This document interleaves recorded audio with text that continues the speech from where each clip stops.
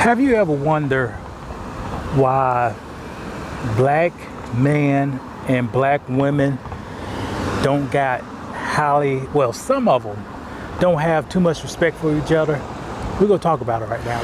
Earlier this week, I was brainstorming. I don't know how all these things came together, but I was brainstorming, and I figured out the exact moment that black men and black women, some of them, not all of them, stopped respecting each other. It's very simple. I think it started around the 1960s. Now, what was going on in the 1960s? The president was Johnson. You passed the Civil Rights Act. You passed the Voting Rights Act. Martin Luther King was killed. Malcolm X was killed. A lot of looting, a lot of a lot of protests, a lot of riots was going on. And also during that time period, they started to pass meaningful social reforms and the same programs that we have today, like Medicaid, Medicare, and also they started to do a war on poverty. Now, since they started to do a war on poverty, they said, hey, housing is one of the biggest expenses. You have a bunch of landlords who's taking advantage of a lot of these people. So let's introduce a program to move some people out of these poverty conditions into reliable housing. Now, we all know to qualify for a lot of these housing programs, your income has to be at a certain level. So if you had two people working in a household together, sometimes you can't have two people working in the household together because you was not going to get approved for the house. So it's kind of got like a incentive to have the man to kind of move out the house. You know what I mean? So the man he couldn't be there. You know, I think with some housing programs today, the man can't be in the house now. So that was another incentive to break up that nuclear family, so the man was out on the streets. That was a social program was going on in the 1960s. Now, simultaneously to the 1960s, they started to do immigration reform and more immigration policies. So they started getting less immigrants coming from Europe and started getting more immigrants coming from Asia and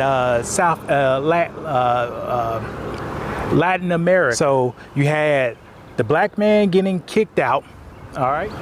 Immigration policy just opened the door to Asians and Hispanics to come into the country. At the same time, now that's the 1960s. Now let's go around to the 1970s. In the 1970s, they started to do a war on drugs. The same drugs they was flooding the streets with, so they did a war on drugs. So the black man that did not have a job doing hard labor, they started to do, I guess, some of them started to do business in the drug game.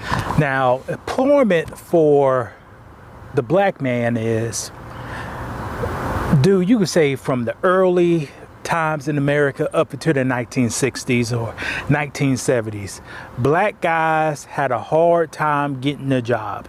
And if you did get a job, it was usually the job that most people did not want to do. Let's look at some jobs most people don't like to do. People don't like digging holes. People don't like working on streets because you're under the sun. People don't like doing roofing because you're on top of the roof, you know.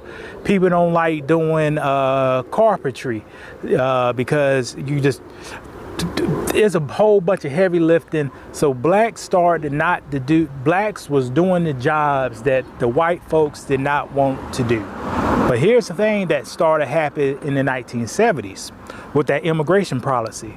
They started getting an influx of immigrants to come over here, and somehow the employers or small business people started to hire non-black people to do the jobs that white people did not want to do. Let's fast forward to 2024. Who's working on the roofs? Who's putting together the houses? Who's working on the roads? Who's digging the ditches? It's not black man anymore. Those jobs used to be done by black man, but since the new immigration policy, black man's got shifted out that job. So it's a less of us black guys working. You got more black guys on the streets. You got less black guys working. And also, you know, you gotta have, this is America, you gotta have money. And now you have an influx of drugs coming in. New drugs that around that time, people like cocaine, you know, and some scientists somewhere developed that cocaine and turned that into crack. So not a lot, but some black guys started to deal in those drugs. Now you gotta remember, Nixon, Reagan, Bush, they all had a big policy to destroy the black man, and drugs was one way to destroy them. You give them the tools to make some money, but you put them in jail because the tools they use to make money with. You see the flow? So you got that going on. So you got black guys out on the streets. You got black guys selling drugs. Now let's look at the relationship between man and woman. Look at a man on a woman. No, look at a woman on a man. You ain't working. You're out on the streets. You ain't doing no honorable work. You ain't doing no building. You ain't doing no construction. Or you got a low paying job. Or you're selling poison to your community. Now don't get it twisted. Humans know what's right and what's wrong. We have that God building that right. And selling drugs to other people is wrong. Other people don't promote up drug dealers because it's wrong. You poison your community. You creating a snowball effect of this all negative stuff. So that image started getting put out on the media and put out into black people heads too. So you had the media saying black men are killers, super predators, drug dealers, unemployment. They not employed. You have an influx of immigrants coming over here, moving the jobs away for black people have for 400 years. They start taking up the jobs. So the relationships between the black man and the black woman was on rocky tower. You may love the person in front of you, right? You may your boyfriend, your wife, whoever, maybe a drug dealer. You love that person because they providing. But with the news and the propaganda, when you look around, you may start showing resentment from other black people who was not directly on you. And that resentment for other black people, male and female, that's how we get the combativeness and the fighting that goes on today. And it took probably about maybe 30 to 40 years from 1960s to really get inset in the 1980s to the 2020s is really on now. But that's immigration policy, not hiring blacks, drugs, and social programs create the perfect environment to pitch the black man against the black woman and the black woman against the black man. Perfect scenario. And we got that going on today. It's not a lot of people who do that stuff, but if you have 20% or 30% of a population who thinks that way, that could destroy your whole population. Man of the Metaverse, check us out, guys. There are a lot of issues that's facing the black community, from relationships between mother and father and the failure of passing down standards, integrity, and duty, from the lack of education or the debt load from higher education. Go to school, they say, but no opportunity on graduation day.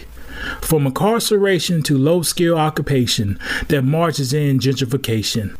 Well, the time has come. It's time for a change. My book, From Zero to 200K, will outline the steps I use to change my social and economical status. Learn the steps I took to lower my expenses. Learn the steps I took to increase my income. Learn the steps I took to increase my credit and keep a good credit score. Learn about how I generate wealth. Most importantly, how I got God involved in my life. By the time you finish this book, you'll be ready to control your finances with a renewed vigor, knowing that you can accomplish your goals if you apply yourself and make good decisions over the long term. From 0 to 200K with faith, relationships, strippers, jobs, college, hustles, and heartbreak taught me about finance. It's a must read for every black person in America. Hit the link below and let's get to work.